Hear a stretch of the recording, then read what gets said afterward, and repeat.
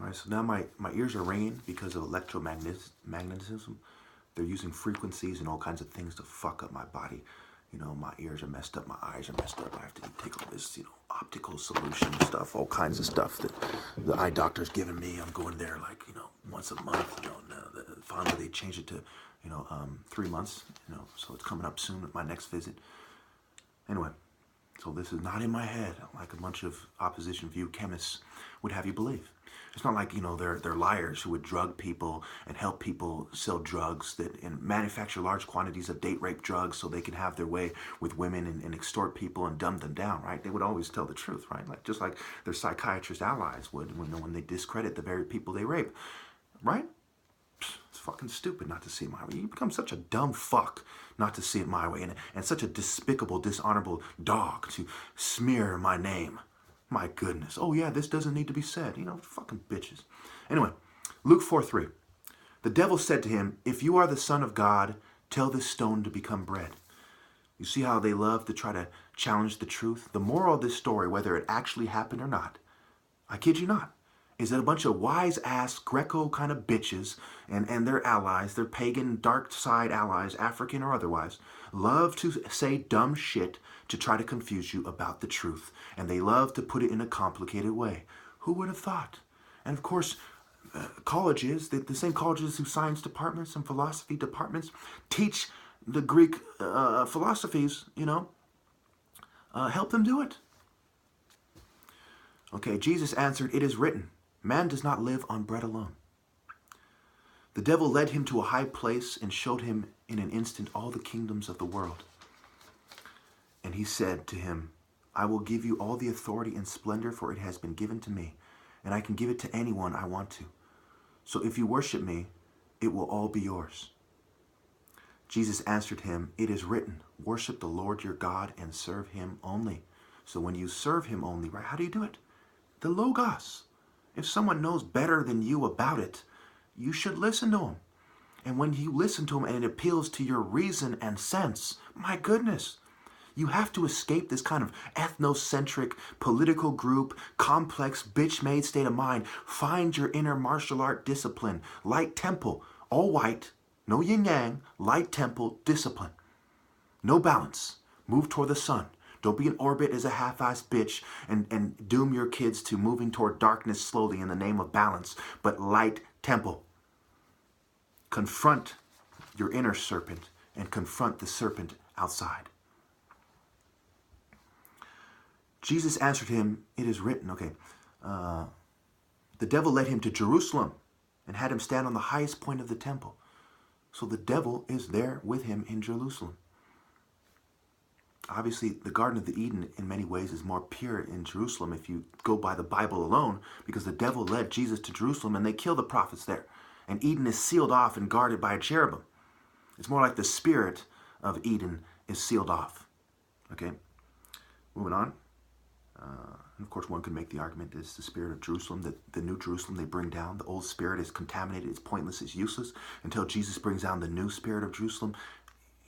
It's an abomination that kills the prophets. And of course, one of the main centers for the liberal movements and the anti-Christian movements comes right from Jerusalem in Israel. All right. Okay, so the highest point on the temple. "If you are the Son of God," he said, "throw yourself down from here. For it is written, he will command his angels concerning you to guard you carefully. They will lift you up in their hands so that you will not strike your foot against a stone." Again, using his expert power, right? Jesus answered, "It says, do not put the Lord your God to the test." So when they start doing experiments on righteous men of God, that's a form of putting God to the test. No Christian would even dream of it. You don't test a man of God with science, but with reason and sense. And martial arts helps you hone your senses. So obviously the church, which is silent about psychiatry, which doesn't talk about martial arts, light temple African martial arts, when God comes to man through Africa, reason and sense, reason and faith. Even Aquino understood that, or Aquino, Thomas Aquino, or Aquinas, or whatever his name was, right? Even he talks about reason and faith. And he's from the Eleusinian Catholic Church, Circe, Mother Circe, Serapis' image. Come on. Hone your senses. Don't get all beard up and drugged up and psych med up and, your chemicals in your, we'll get to that later. The chemicals in your body also create a stupor when triggered by the psychological construct of Babylon's system or the globalist system or whatever you ninnies need to hear it as for you to realize that this is real. Fucking punks.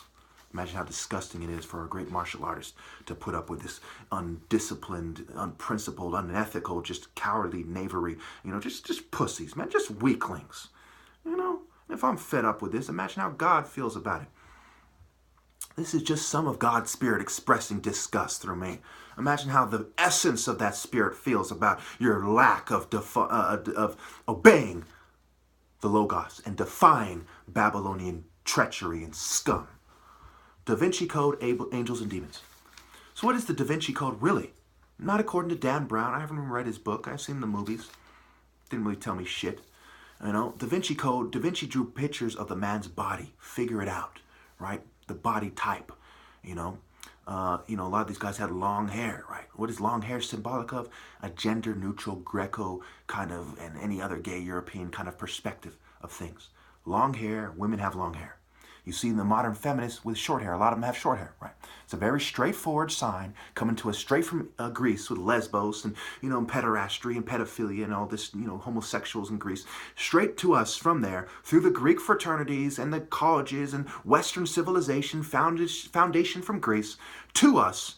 This is a gender-neutral, Serapis, Greco-Lower Egyptian perspective of Haru's Light Temple Truths and Heliopolis, where they also tried to inject the bull Apis, the golden bull of Canopus, and the bull of Heliopolis, right? Moving on.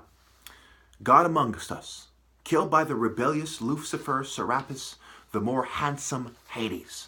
So Serapis is like Hades, depicted in a more handsome way, sitting in, pretending he is the pharaoh.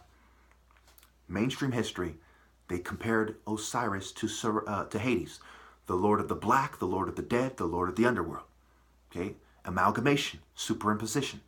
Okay, really, so dark skin and really black lips, roundish head, big hands, negroid nose, sphinx nose, Dumbo ears, leopard body. So when you look at these features are ugly to us in Western society. They've been impressed upon us. The reason why I look good, at least I did before they caused me to lose 30 pounds, is because I have a more Western nose. I have a more Western kind of face because I'm half white, half black. So a lot of my features that people say, he's attractive, look at those teeth, right? Dentistry, not that it's necessarily a bad thing, but certainly viewing one race's features, as beautiful and another race's as ugly, when there is no really other basis for that other than worldliness and valuing the flesh, is certainly a bad thing from a spiritual standpoint, if for nothing else. Okay? So the way, symmetry and all these things defined by Da Vinci. And of course, angels and demons. Angels are people who work the angles to find the truth. Demons are people who work the angles to fall out of grace, out of selfishness. And they channel things and deal in illusion and deceit. The devil being the great deceiver. So if you live in darkness, you deal in darkness, you're in a secret society, mystery, mist over airy, you missed the truth, you missed God, you're not spiritual, sit down please and shut up. Just shut the fuck up. You should be beneath my feet where the darkness and the shadow belongs. I should be on the stand, the hawk on the mountain, not a big ugly serpent or dragon, you coward. And yes, I am going to say they're cowards. So help me God, they are cowards. You're cowarding from the truth, and you're hiding from the divine order. You're not standing with me. Yes, you're cowards. Okay, so moving on. Cat of Heliopolis, Rosetta Stone. Okay, very straightforward. Amun-Ra gave the Rosetta Stone. This is how you pretend to be Ra. You put another god before Ra. Serapis, where's Ra in Serapis? Is it Ra Serapis? Even that would be wrong. There's no Ra in the name. But the Jews married Joseph married, he was the most righteous of the 12 who brought his brothers to Egypt. He married the priestess of On, of Heliopolis, not of Apis, not of Osiris, but of Ra. Ra was at odds with Amun-Ra, mainstream history. He did not like them putting another god before him. And that's why the Bible says you shall not put other gods before me or worship other gods. So Ra as the truth and Haru as the avenger to restore the divine order. He is the son of Ra, the representative of Ra. But Ra is referring to the strength, the spiritual strength behind the sun, the bright morning star, which is God. The way to understand God is to understand the significance of the bright morning star. That is the way, the truth, and the life. And it is the light of the world. Not worshiping the sun as a physical thing, but the spirit of it. It's symbolism. It's truth. Is the Bible not a symbolic story? Is the flesh not a symbolic representation of your spirit? I mean, come on. Stop acting like non-martial arts bitches trying to usurp God's divine order. Put me on a fucking stand where I belong and not under a bowl, under a bed, while you fuck little kids on that bed, you cowards. Being high-bred is focusing on love symbolically if it is done in a Christian manner. Eros, eri, chaos, discard, is thrown in the same thing. Eros is the Greek carnal desire, love. It's kind of pornography kind of love, right? We're humping in this kind of despicable Playboy bunny. Instead of the bunny as a spirit, the spirit of righteousness and innocence, it's the spirit of Playboy bunny. You see how they twist it? Eros, Eri, the goddess of chaos and discord, versus Eri, who is the symbolic, the sky god coming into man with sacred morality. So whether or not Eri is directly connected to the Bible, it's the same kind of idea almost to a T. So therefore, the Christianity is the perfection of African philosophy because it tells us the story of adverse philosophies and helps us avoid them when we use the light temple perspective. So in the story of Eri, God comes down and impregnates the woman, and it founds the spiritual aspect of the African experience. Martin Luther King is more embodied in Eri than Neri, who's the worldly kind of leopard society. The worldly leopard activity versus the spirit of the leopard and the hawk. Okay, I'm running out of time, so I'm going to shoot through this. The individual in a Western propaganda society in the 80s, 90s looks to TV and cartoons to identify himself. It is a matter of looking good versus being good and cool. As he becomes aware of who are the victims and who are the oppressors if he is mulatto.